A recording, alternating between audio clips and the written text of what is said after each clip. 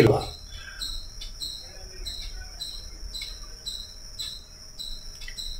ನೀವು ಮಾಡುವ ಉಸಿರಾಟ ಸರಿಗಿದೆಯಾ ಸರಿಗಿಲ್ಲವಾ? ನನಗೆ ಸರಿ ಅನ್ಸುತ್ತೆ. ನಾ ಮಾಡೋ ಉಸಿರಾಟ ದೈನಂದಿನ ಉಸಿರಾಟಕ್ಕೆ ಸರಿ ಅನ್ಸುತ್ತೆ. ಉಸಿರಾಟ ಹೇಗೆ ಮಾಡಿದ್ರೆ ಸರಿ?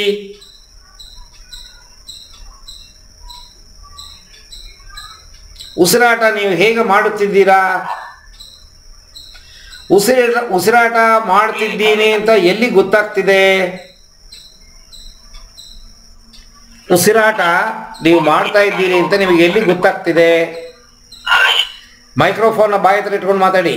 ಈಗ ಮೂಗಿನ ಮೂಲಕ ಗಾಳಿ ಹೋಗೋದು, ಮೂಗಿನ ಮೂಲಕ ಗಾಳಿ ತಗೊಳ್ಳೋದು, ಮೂಗಿನ ಮೂಲಕ ಹೊರಗಡೆ ಗಾಳಿ ಬಿಡೋದು, ಉಚ್ಛ್ವಾಸ ನಿಶ್ವಾಸದಿಂದ ನಮ್ಗೆ ಉಸಿರಾಟ ಆಗ್ತಾ ಇದೆ ಅಂತ ಗೊತ್ತಾಗ. ಅಲ್ಲಿ ನಮ್ಮ ಒಂದು ಮೂಗಿಂದ ಉಸಿರಾಟ ಮಾಡೋದಲ್ಲ, ನಡೆಯೋದು ಗೊತ್ತಾಗದೆ ನಡೀತಾ ಇದೆ. ಉಸಿರಾಟ ನಡೀತಿರೋದು ದೇಹದಲ್ಲಿ ಮೂಗನ್ನು ಬಿಟ್ಟು ಬೇರೆ ಜಾಗದಲ್ಲಿ ಚೆನ್ನಾಗಿ ಗೊತ್ತಾಗ್ತಿದೆ. ಎಲ್ಲಿ ಅದು? ಮೂಗಲ್ಲಿ ಉಸಿರಾಟ ಮಾಡೋದು ಯಾರಿಗೂ ಗೊತ್ತಾಗಲ್ಲ. ಗೊತ್ತಾಗದೆ ನಡೀತಿರೋದೇ ಮೂಗಿನ ಉಸಿರಾಟ. ಆದರೆ ನೀವು ಮೂಗಲ್ಲಿ ಉಸಿರಾಟ ಮಾಡೋದು ದೇಹದಲ್ಲಿ ಬೇರೆ ಎಲ್ಲೋ ಗೊತ್ತಾಗತ್ತೆ. ಎಲ್ಲಿ ಅದು?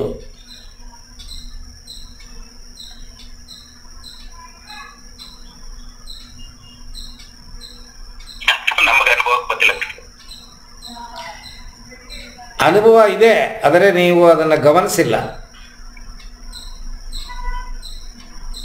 ಗಾಳಿ ತಗೊಂಡಾಗ ಎದೆ ಮುಂದೆ ಬರುತ್ತೆ, ಗಾಳಿ ಬಿಟ್ಟಾಗ ಎದೆ ಹಿಂದೆ ಹೋಗುತ್ತೆ. ಗಾಳಿ ತಗೊಂಡಾಗ ಉಚ್ಛ್ವಾಸ ನಿಶ್ವಾಸ ಕ್ರಿಯೆ ಶ್ವಾಸಕೋಶದಲ್ಲಿ ನಿಮ್ಮ ಎದೆ ಮುಂದೆ ಬರುತ್ತೆ, ಗಾಳಿ ಬಿಟ್ಟಾಗ ಎದೆ ಒಳಗೋಗುತ್ತೆ. ಇದನ್ನು ಚೆಸ್ಟ್ ಬ್ರೀತಿಂಗ್ ಹಾಗೆ ಅಂತ ಕರಿತೀವಿ ನಾವು.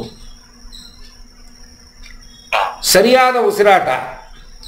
ಒಂದು ತಾಯಿ ಯೋನಿಯಿಂದ ಒಂದು ಮಗು ಹೊರಗಡೆ ಬಂದಾಗ ಅದು ಮಾಡೋ ಉಸಿರಾಟವೇ ಬೇರೆ, ಈಗ ನೀವು ಮಾಡ್ತಿರೋ ಉಸಿರಾಟವೇ ಬೇರೆ.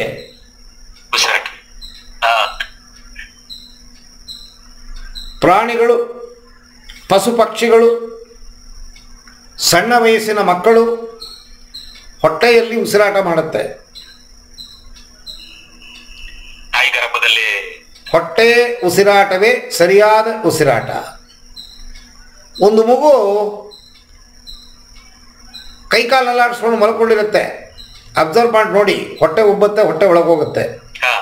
ಬೀದಿನಲ್ಲಿ ಪ್ರಾಣಿಗಳೆಲ್ಲ ಮಲಗಿರುತ್ತೆ, ನಾಯಿ, ಕತ್ತೆ, ಕುದುರೆ, ಎತ್ತು, ಹಸುವು, ಇದನ್ನೆಲ್ಲ ಅಬ್ಸರ್ವ್ ಮಾಡಿ ನೋಡಿ.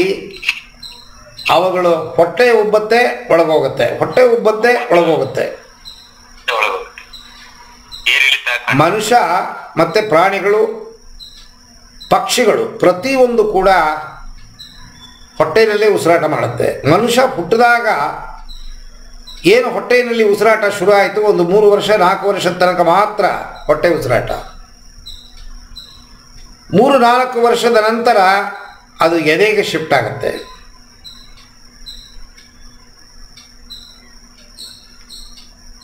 ಉಸಿರಾಟ ಹೊಟ್ಟೆಯಲ್ಲಿ ಮಾಡಿದರೇನು, ಎದೆಯಲ್ಲಿ ಮಾಡಿದರೇನು?